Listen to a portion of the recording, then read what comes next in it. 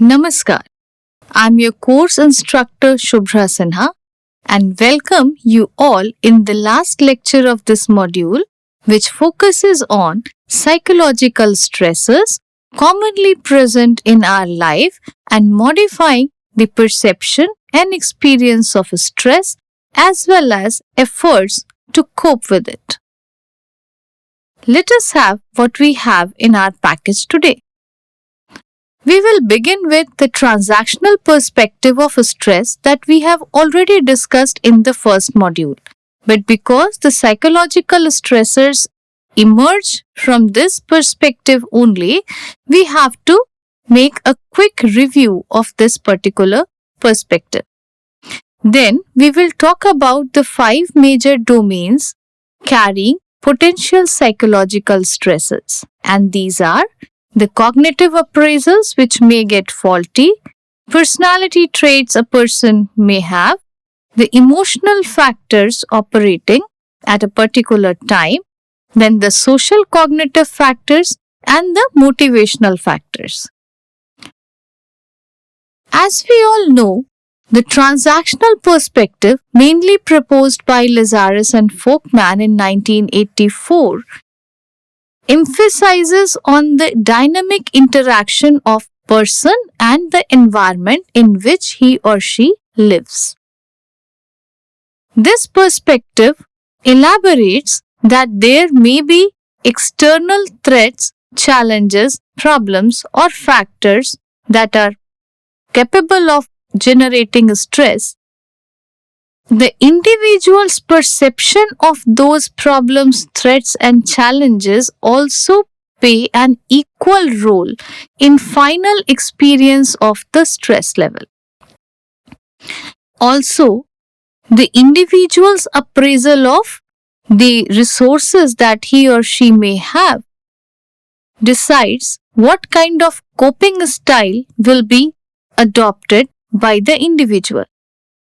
So, there are several key psychological factors that may contribute to the development and intensity of a stress response, which we are going to see in this lecture. For the ease of learning, I have divided this lecture into 5 different areas known as cognitive appraisal, personality traits, emotional factors, social cognitive factors, and motivational factors, all of them capable of generating and intensifying stress. The first area that we are going to talk about is cognitive appraisal. That is, how do individuals perceive a particular situation? The first thing which comes to our mind is the cognitive interpretation, means the way individuals interpret events. It plays a crucial role in determining whether an event is perceived as stressful or not. The transactional model of stress emphasizes the importance of cognitive appraisal and interpretation of the event. If the individuals evaluate the event as threatening, he or she will definitely feel a high level of stress. Whereas, if the event is seen as relatively benign or causing very low harm that can easily be accommodated, the person may not be feeling that much of stress. A threatening appraisal where the perceived demands exceeds the coping abilities lead to a stress response. Then comes the perceived control. That means the degree to which individuals believe they have a control over the situation. Studies have shown that a lack of perceived control in demanding situations is associated with higher levels of stress and negative health outcomes. When individuals feel helpless and unable to influence the circumstances, they are more likely to experience stress as a result of their pessimistic evaluation of present and future. Rumination and worry is another tendency which aggravates the stress experience. Rumination means repetitive negative thought patterns, and worry, which is mostly taken as anticipation of something negative that can happen in future. These two tendencies of human cognition can significantly amplify the stress levels. These processes keep the stress response activated and hinder effective coping. Finally, perfectionism is another such tendency. Setting excessively high and unrealistic standards for oneself can be a significant source of chronic illness, stress. The constant pressure to achieve flawlessness and the fear of failure contribute to anxiety and stress. The next area to be explored is the personality of an individual.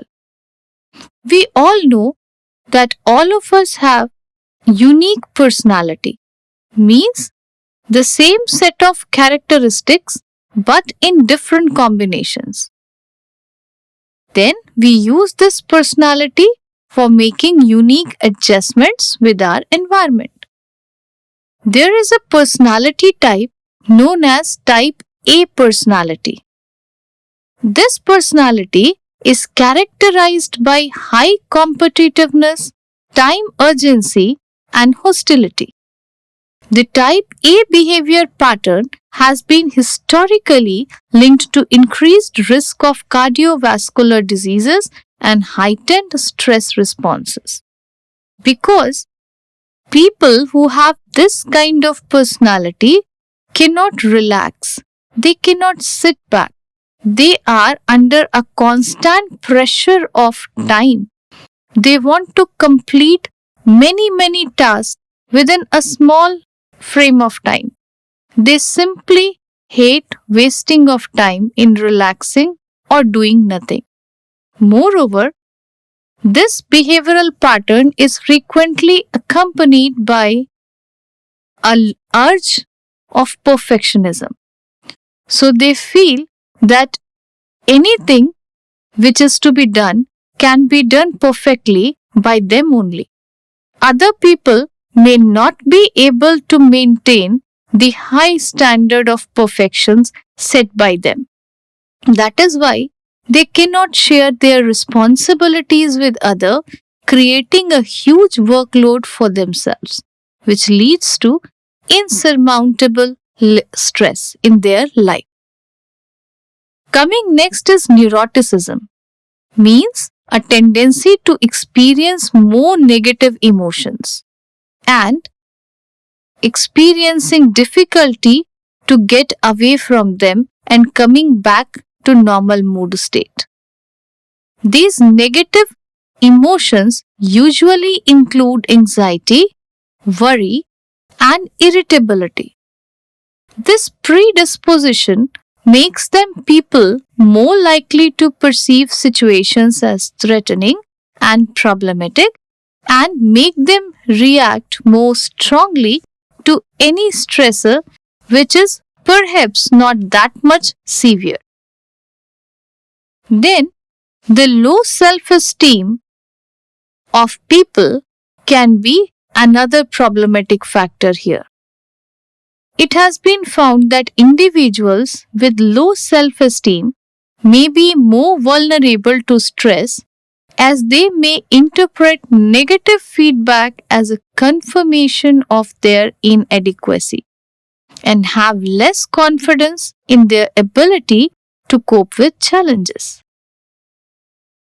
Pessimism, which is an explanatory style, which is a style to think about future, is characterized by a tendency to attribute negative events to internal, stable, and global causes.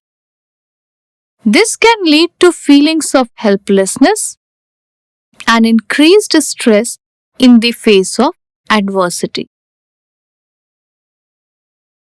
If we look at the emotional factors which are carried out by individuals who frequently feel stressed, more stressed than others, we may find that they suffer from negative affectivity, which is linked to neuroticism, which we have discussed in earlier slides.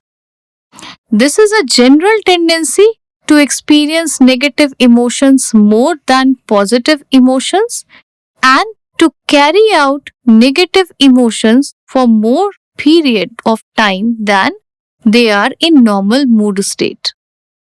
So they may suffer from sadness, anger and fear, which is of course related with the release of stress hormones and feeling of distress. Moreover, people who frequently suppress their emotions, strong emotions, instead of expressing them in socially sanctioned manner, they develop a constant physiological arousal and negative health outcomes which may potentially exacerbate stress reaction. Lack of emotion regulation is another such factor. This is associated with difficulty in identifying, understanding, and managing one's emotion, which in turn leads to counterproductive coping strategies and increases the level of stress even more. If we cannot correctly identify the cause, definitely we will never be able to make correct coping with that particular situation. So, maladaptive coping strategies, counterproductive coping strategies, use of defense mechanism, everything is possible if you fail to identify and then accept the cause of the stress that you are feeling or the negative emotions that you are feeling. Social comparison is the first factor in the domain of social cognitive factors. Social comparison means comparing oneself with people around you. There may be people who are higher than you for some good things with respect to certain achievements. There may be people who are not in as good condition as you are with respect to several achievements and accomplishments of life. Mostly, we all do social comparison, but either we can do an upward comparison, that means comparing oneself with people who are higher in terms of achievements and accomplishments than oneself, or we can do a downward comparison, which is vice versa. We are comparing ourselves with people who are probably in not that much advantageous position. So, where we have to make an upward comparison and where we have to make a downward comparison is a careful and thoughtful decision by the person, or at least it should be.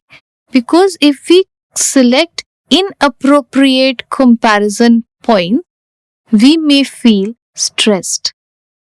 Usually, people who undergo stressful experiences more often than others are found to engage in upward social comparisons, means they constantly compare their own achievements and worldly accomplishments with those who have much more than themselves. For example, if I have a Maruti Alto car and this suffices my purpose, I'm happy with it. I'm living happily and peacefully. But one day my neighbor bought a big car, a luxury car, and now I realizes how small my car is. Oh, it doesn't contain much features. This is so simple. It is not good to keep this car if I want to maintain my social status. Now what will happen? I will have to think of generating finances in order to buy a new car, which is in comparison with the luxury model bought by my neighbor. And this will give rise to an endless competition, putting people under strain. you may find that some people in Haryana have bought helicopters because they wanted to beat their neighbors who have bought very, very luxurious cars with so many features. So they couldn't think of what is to be done. So they bought a helicopter. And this is a real life incident. You can just go through the internet and you will find such incidences. So social comparison and constant upward social comparison.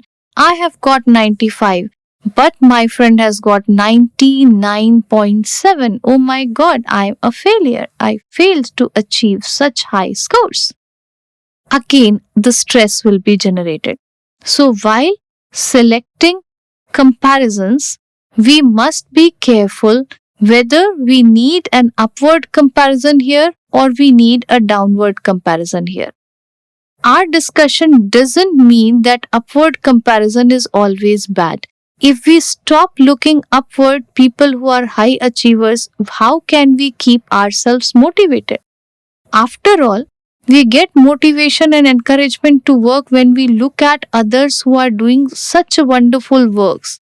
They are contributing a lot to the society. But then, this upward comparison must be accompanied by a realistic perception of one's own ability, resources, and time available to carry out the work successfully. So, without having a realistic perception of this thing, if we are simply comparing ourselves with people who stand higher than us in many other respects, we will certainly be a prey of stress. Next is the attributional style. See, we can attribute the outcomes of our action to internal factors or to external factors. For example, internal factor may be our own ability, our own effort that we have put. External factor can be fate, can be God's grace, or can be the situations, anything. We can attribute the outcome to stable factors or to unstable factors. Means factors who doesn't change much over time or factors who are prone to change quickly. And finally, we can attribute the outcomes to controllable factors and uncontrollable factors. So the factors which are directly our own control, under our own control, and the factors that we cannot control. It has been found that if we keep attributing the success onto external factors and the failures onto internal factors, this causes immense stress by making us realize that we are not capable of doing anything. So if something good has happened, this is because of the situation or the fate or something else. And if something bad has happened, this is because of my own inability. So this faulty attribution pattern usually contribute a lot in the development of stress. And finally, the motivational factor. If somebody is high in achievement motivation, but also suffers from the fear of failure, this is a dangerous combination which is capable of producing a lot of stress in people. Right? We want to achieve. This is good thing. But when we try to achieve something, being in a constant state of thinking about the failures or the outcomes which are not as per our desire, the outcomes which may spoil our public image, if we constantly keep thinking about these things, obviously we will not be able to focus appropriately on the task itself, which in turn increases the probability of failure. So, high achievement motivation, but a strong fear of failure also can create significant stress and anxiety, particularly in performance related situation in which the person is supposed to perform and that performance is to be evaluated or appraised by others. This is mostly what happens with our students. They want to achieve high, but when they start preparing for their papers, for preparing for their assignments or examinations, at the back of their mind, they constantly keep thinking about what if they fail? What if they fail to crack the examination? What if they fail to score 90% in this present examination? What if they are not graded A by their teachers? This distributes their cognitive resources, and after all, they are left with less cognitive resource to actually work on the assignment, to actually work on the task. And this is a big problem for them. So, we can conclude by saying that the stress is not solely determined by external events, but is significantly shaped by a range of psychological factors too.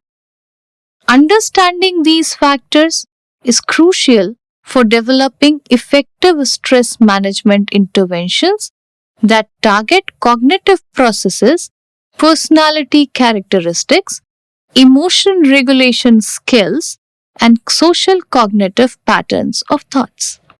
So, let's have a quick recap of what we have learned today. Today's lecture told us that we all have many faulty cognitive patterns. Somehow we carry with us overwhelming negative emotions and inaccurate social cognitive attitudes. All these taken together may lead us to significant stress. And if we want to reduce the stress, we have to work on these factors very sincerely and carefully. So, friends, today's activity is related to this only. Let us plan a reflective activity today. Sit at a calm place and think about the psychological factors that we have gone through in this lecture. Can you find some in your own cognitive processing? Some faulty beliefs, incorrect attribution styles, or maybe negative emotions that frequently cover you up, and you really struggle a lot to get rid of these negative emotions. At least try to find two which are supposed to be more daunting to your daily life. Let us try to improve upon them. All the best. By the time you keep doing this exercise, I will see you all in the next module next week. These are the references for further reading. And thank you so much for your kind attention.